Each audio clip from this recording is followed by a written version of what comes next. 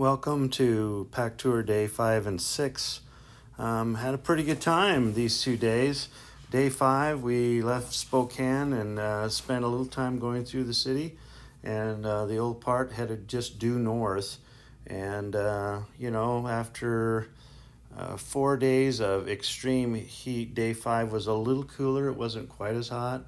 And we didn't have too many climbs, but we did have a pretty good time. We formed a really nice group of 4 or 5 of us that seem to be getting along, and we have similar riding styles and we want to go similar speeds.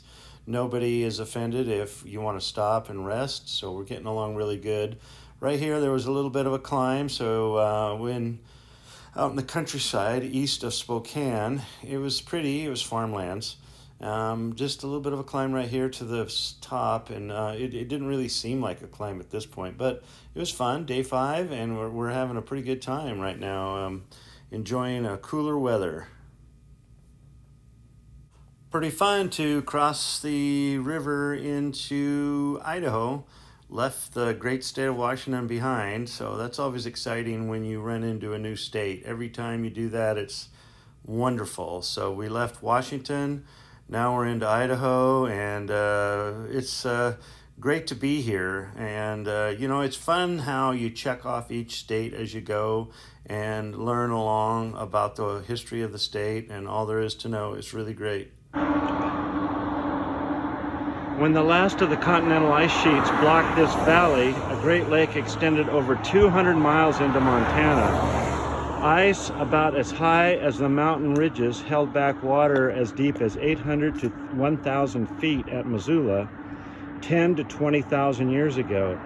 At times this lake cut through the ice dam, and Lake Missoula discharged tremendous torrents before the ice came back.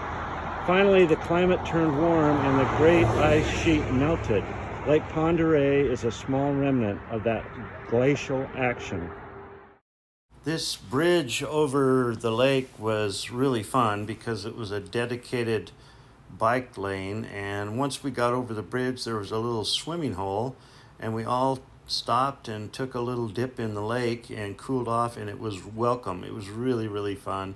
And then it's just a couple miles into the hotel, so it's just really fun to, all of us just jumped in the lake and went on a really nice swim right here. Anyway, we got into Sandpoint. Everybody's safe. Had a good time. Here we are on day 6. Day 6. So normally this is when those little things start to bother a person. After 5 days, nobody trains 5 days doing this kind of mileage. So this is day 6. Everybody's got issues with personalities, with physical things. Those little things that were bothering you during training are really bad now. We've also kind of lost what day of the week it is, and really even what day we're on, because these things all start to run together and you just get into the routine and get on your bike and ride. And so here we are this morning in Sandpoint, and we're riding 147 miles to St. Regis. This day was hard. It was a long ways, and it was headwinds at the end. But it was really pretty country, so that part was great. You know that you're struggling when you're going through beautiful country and you're like, oh man, I hate this. But it really wasn't like that today. It was long and it was hard, but we got through it fine. And we got to cross into Montana, so that was cool. We knocked off a second state. So Washington and Idaho are behind us.